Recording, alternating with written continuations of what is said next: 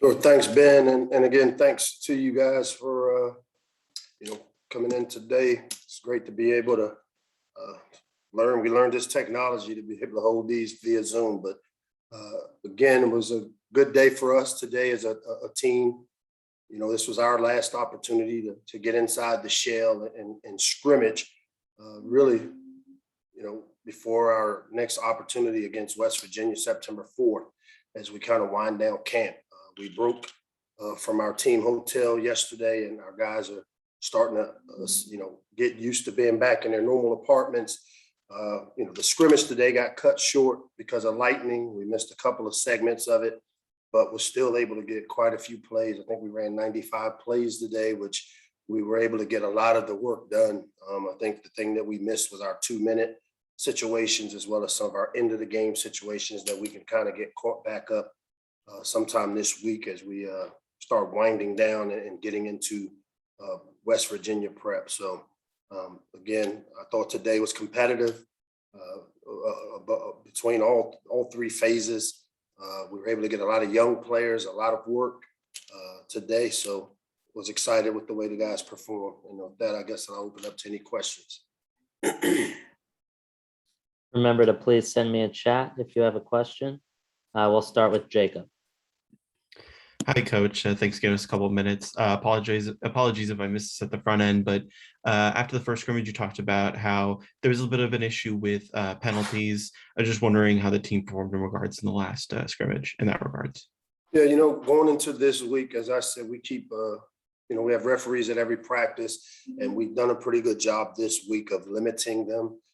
Today we did have, again, some of the same issues with, which usually, and again, when you're playing a lot of these young guys and it's their first time, because, we got our starters out of there early. We wanted to get some good work with the one offense and the one defense. And then we started a lot of substitutions in an effort to evaluate, some of the newcomers. And to me, that's where, again, some of these just self-inflicted wounds showed up. So again, something we've continued to preach about, something we'll continue to hold our guys accountable to, playing with the necessary discipline.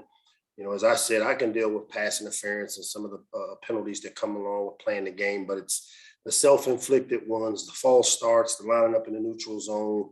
Those are the ones that really, really, get my eye. And so I'm working really hard to stay on top of our guys about not beating ourselves and taking care of business from that standpoint. We'll go to Emily next. Hi, I was just curious what you thought about the progression and development of the offensive line, and particularly a couple of those spots that don't have the clear returning starter. Yeah, there's really one spot I think that doesn't have a clear returner. Coming out of spring, we felt obviously Mason Lunsford is an established guy that will be the starter for us at left guard, and so the question mark really for us is the one guard position, right guard. And right now, with Eric Harris's development, if he can continue to develop the way we've seen him develop, may allow us to move, Jahari Branch over to the right guard position he played last year. If not, Evan Neal has competed and has taken up a bunch of lion's share of the reps with the ones on the O-line. We feel like depth-wise, probably 8 to 9 guys deep. And we knew that going into the year, which is why, from a recruiting standpoint, it's imperative that we go out and get some tackles in this class to build our depth. So happy with the 8 to 9 guys we got rotating in, with Emilio Moran and DJ Glaze, both being contributors. And today we mixed and matched a lot of the lineups up front in an effort to kind of see guys in some game-like situations. We'll go to Dylan Spilko. Hey, Coach. Hope you're doing well. Now, with 2 scrimmages done, which guys have you noticed just being outspoken leaders of the team, and who's being vocal that you've noticed? Yeah, it's a bunch of guys. Dylan, I can say, the ones that jump out to me, Sam Okwanku. Samo. I can't get his name right, man. I feel sorry for you guys too, but Sam O is one of those guys that really kind of jumps out to me, and it's mostly because he's not a vocal guy. He's one of those guys that typically leads by example, but I really see him trying to be that leader. And as a guy that's going into what we call a super senior year for him. It's great to see. You're starting to see guys like, Spencer Anderson kind of control the front guys, the O-line. He's stepping into somewhat of a leadership role for us. Obviously, Tayon Fleet Davis is also doing a great job amongst it.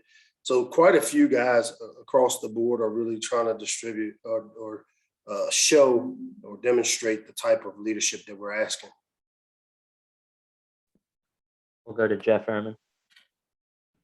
Hey, Mike, I don't think anyone's asked you about special teams. Can you say what it's kind of looking like there in the competition for the return jobs and kicker and punter? Yeah, obviously we've got a returning starter in Petrino at the kicking position. Has been pushed. We've added a couple of transfers in here in terms of the Beatty kid transferring in from Oregon, as well as the freshman walk-on Howes who came in from Orlando. They both we put them in some long situations today, and they both kind of responded well. So feel good that we created some depth there behind Joe Petrino at the kicking position. Obviously we got both returning punters, 98 and 99, both coming back in terms of being able to be established, experienced punters.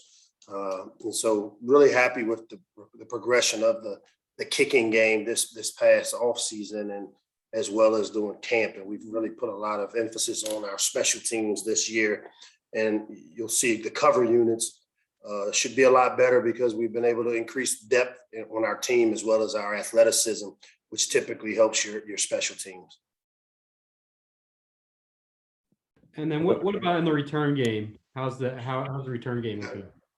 Right now with the return game, we see Rakim Jarrett and Dante Demas both being kind of primary kickoff return guys, along with Isaiah Jacobs. In the punting game, obviously Rakim Jarrett's back there. Jay Sean Jones is back there, as well as Dawan McDougal from a return game. And again, we've got, like I said, by increasing our athleticism in the perimeter, we've got quite a few skilled guys that have the ability to return the ball. Obviously, this will be new for Dante Demas being back there as a kick returner, but Rakim Jarrett's done a great job back there with doing both. Jay Sean Jones does a great job and has game experience returning punts. And then again, Dawan McDougal is a young guy that we feel really good about, that has the ability to be an explosive returner for us. So happy with the way we've been able to develop some guys back there as returners. Thanks, Mike. We'll go to Bruce Posner. Yeah, Coach. This year, we're still 2 weeks away from the first game. Is there a sense right now, are you much more comfortable than the way the season was thrown at you last year? And are you starting to get a little itchy to get it on with West Virginia? Because it's still 2 weeks away. Yeah, it's still 2 weeks away, but obviously for us with breaking, camp in terms of our guys moving out of the hotel and now trying to get them back situated, we're moving them back into their normal places of residence so they can kind of have a week under their belt. Obviously, we got students starting to show up here on campus, which, it's been different because last year we didn't have a lot of this and we were kind of here on campus alone. 2 weeks is a long time away. We still have our natural progression of finishing camp. We broke the hotel, but we haven't necessarily broke camp. We still are in 2-a-day mode where, we'll get back in here tomorrow, watch the film, make the corrections, and then have another good week. But what we've started to do in our minds as coaches, because this is really the last kind of big scrimmage that we can have prior to, playing on September 4th, is starting to evaluate really personnel and hone in as to what guys we got to get ready to go out and prepare as we prepare for West Virginia. Has the league advised you on new protocol procedures for this year? Because there are people getting COVID, but their reactions are nowhere near if they're vaccinated. And I know you said your team is 93% vaccinated. So, is there something been changed? Is it still that long period, or you haven't been informed yet? I'm confused by what the question is. Are you asking me, has something changed with the positive test, or No, has something changed with protocols from the Big Ten as to the length of time somebody has to be down if they are vaccinated? Well, it's not the Big Ten. All of these come from our local government, you know. And local. The local government supersedes anything Big Ten wise. And as far as we heard, we still have the same timetable. If a guy tests positive, it's 14 days, I think, of being isolated, and then anyone in contact obviously falls under that same category. But hasn't been anything given to me stating that there's any different protocol, you know, other than, again, we're wearing masks inside the building, being here on campus. So other than that, there hasn't been any additional information passed on to us from our state, local officials. And again, on campus, we continue to follow whatever guidelines they give us.